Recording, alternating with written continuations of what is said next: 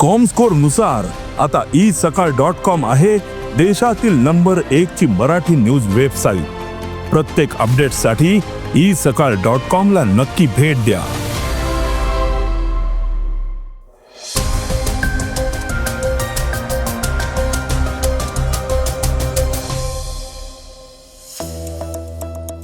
LPG super tanker होर्मुझच्या सामुद्रधुनीतील नाकेबंदी भेदण्याचा प्रयत्न करतोय। भारत परदेशातून आपलं सोनं परत का आणतोय? 12वीच्या परीक्षेचा निकाल जाहीर झालाय। इराण अमेरिका युद्ध पुन्हा भडकू शकतं। महाराष्ट्रात नवे अन्न सुरक्षा नियम लागू केलेत। दिल्ली कॅपिटल्सचा वेगवान गोलंदाज काईल जेमिसनवर कारवाई केलीये। मलायका अरोरा वयाबद्दल प्रश्न विचारल्यावर संतापलीये। या बातम्या आपण आजच्या पॉडकास्टमध्ये ऐकणार आहोत। नमस्कार, मी अनिरुद्ध कद्रे। आज 3 मे वार रविवार। तुम्ही ऐकत आहात देशातील number 1 Marathi news website isakal.com चं पॉडकास्ट। पॉडकास्टची पहिली बातमी आहे भारताच्या तेलवाहू जहाजाची। एकीकडे पश्चिम आशिया युद्धाच्या रणधुमाळीत पेटलेला असताना आणि दुसरीकडे अमेरिका इराण संघर्षामुळे समुद्र शांत असताना भारताने आपलं श्रेष्ठ राजनैतिक कौशल्य दाखवून दिलंय। 45,000 टन LPGने भरलेला सर्व शक्ती हा महाकाय सुपर टँकर होर्मुझच्या सामुद्रधुनीतील नाकेबंदी भेदण्याचा प्रयत्न करतोय।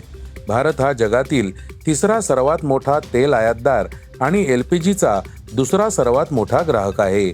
गेल्या काही दिवसांपासून मध्य पूर्वेकडून येणाऱ्या पुरवठा साखळीत व्यत्यय आल्यामुळे देशात स्वयंपाकाच्या गॅसची तीव्र टंचाई जाणवतीये।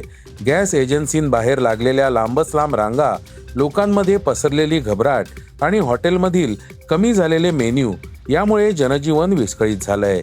अशा वेळी सरकारी तेल कंपनी इंडियन ऑइल कॉर्पोरेशनने हा प्रचंड मोठा माल खरेदी केलाय। जर सर्व शक्ती सुरक्षितपणे भारतीय किनाऱ्यावर पोहोचली तर बाजारातील गॅसची टंचाई दूर करण्यासाठी ती जीवनरेखा ठरेल। पॉडकास्टची दुसरी बातमी आहे सोन्याची। अमेरिका आणि इराण यांच्यातील वाढत्या तणावाचा जगभर परिणाम होतोय। भारताच्या अर्थव्यवस्थेतही व्यत्यय येतोय। तणाव इतका वाढतोय की भारताने आता आपली आर्थिक सुरक्षा मजबूत करण्याचे प्रयत्न तीव्र केलेत। हे साध्य करण्यासाठी भारताने परदेशात ठेवलेलं सोनं परत आणलं जात आहे। केवळ भारतच नव्हे तर संपूर्ण जग इतर देशांमध्ये साठवलेल्या आपल्या सोन्याच्या सुरक्षेबद्दल चिंतित आहे। परिणामी इतर देशही याचा शोध घेण्यासाठी धडपडतायत। भारताच्या सोन्याचा मोठा हिस्सा परदेशी बँकांमध्ये, विशेषतः ब्रिटनसारख्या देशांमध्ये ठेवलेला असताना सध्याचे निर्बंध आणि युद्धसदृश्य परिस्थितीमुळे सरकार आणि RBI आता देशांतर्गत सोनं सुरक्षित करण्याची तयारी करतायत। सध्याची परिस्थिती पाहता भारत जागतिक धोक्यांपासून स्वतःचं संरक्षण करण्यासाठी वेगाने पावलं उचलतायत। केवळ 6 महिन्यात 104.23 टन सोनं देशात परत आणलं गेलंय। यावरून हे लक्षात येतं मार्च 2023 पर्यंत आपल्या एकूण सोन्यापैकी केवळ 37% सोनं देशात होतं। ही वेगवान गती दर्शवते की भारत आता कोणत्याही बाह्य धोक्यांना हलकं घेत नाही। पॉडकास्टची तिसरी बातमी आहे 12वी निकालाची। राज्य शिक्षण मंडळातर्फे फेब्रुवारी-मार्च 2026 मध्ये घेण्यात आलेल्या 12वीच्या परीक्षेचा निकाल आपल्या नियोजित वेळेपूर्वीच जाहीर झाला। यात मुंबई विभागातून परीक्षेला बसलेल्या 3,23,501 नियमित विद्यार्थ्यांपैकी 2,91,415 विद्यार्थी उत्तीर्ण झालेत। एकूण निकाल 90.08% इतका आहे। मागील वर्षाच्या तुलनेत निकालात 2.85% घसरण झाली आहे। मुंबई विभाग निकालाच्या टक्केवारीत राज्यात 5व्या स्थानावर आहे।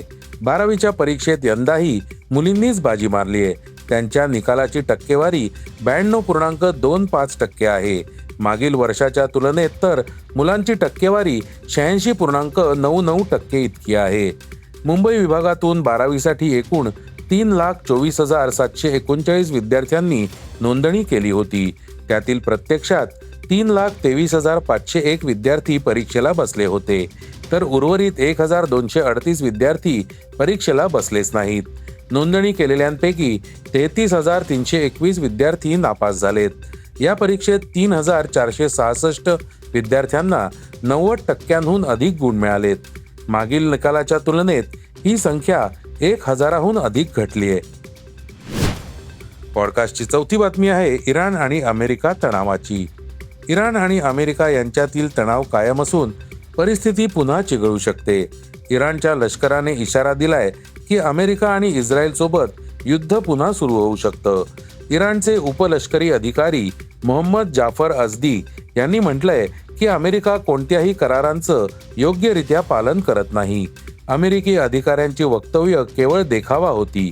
अमेरिका प्रसार माध्यमांच्या माध्यमातून तातडीची भावना निर्माण करण्याचा प्रयत्न करते, जेणेकरून तेलाच्या किमती खाली येणार नाहीत आणि अमेरिका या परिस्थितीतून स्वतःची सुटका करून घेऊ शकेल.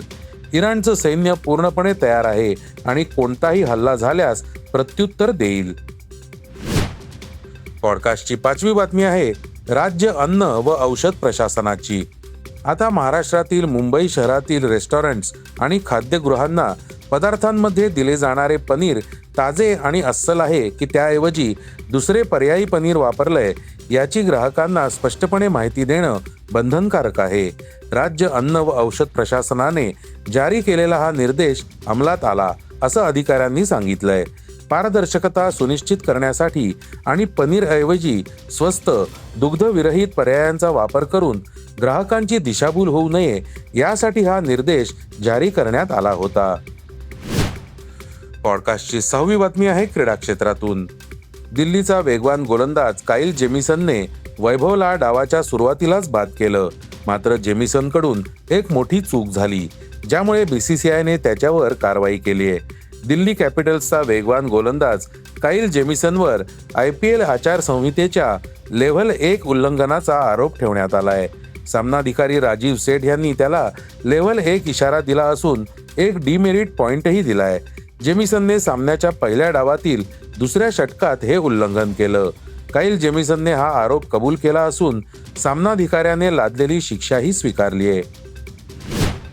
पॉडकास्टची शेवटची बातमी आहे मलायका अरोराची. मलायका अरोरा तिच्या दिसण्यामुळे नेहमीच चर्चेत असते. अलीकडेच मलायकाने पुरुष आणि स्त्रिया वयाकडे कसं पाहतात यावर भाष्य केलं. तिने यावर जोर दिला की स्त्रियांना त्यांच्या वाढत्या वयाबद्दल सतत प्रश्न विचारले जातात, तर पुरुषांना अशा प्रश्नांना क्वचितच सामोरं जावं लागतं. असे काही दिवस असतात जेव्हा या गोष्टी माझ्या मनात येतात. असे काही दिवस असतात जेव्हा मी अगदी उघड गोष्टींवरही प्रश्नचिन्ह निर्माण करते. मग असेही काही दिवस असतात जेव्हा मला त्याची अजिबात पर्वा नसते, कारण मला माहीत आहे की मी जे करत आहे ते मला आवडतं. मी माझ्या आयुष्याच्या या टप्प्याचा आनंद घेतेय. मला वाटतं की मी माझ्या सर्वोत्तम टप्प्यात आहे. मला अजूनही बरंच काही करण्याची उत्सुकता आहे. माझ्यासाठी हेच खऱ्या अर्थाने महत्त्वाचं आहे, असं ती म्हणाली. हे होतं isakal.comचं पॉडकास्ट, अर्थात सकाळचं पॉडकास्ट. उद्या पुन्हा भेटूयात. हे पॉडकास्ट तुम्हाला कसं वाटलं जरूर कळवा. त्याला रेटिंग द्या आणि इतरांना रेकमेंड करा. धन्यवाद. Script and research by Vrushal Karmarkar.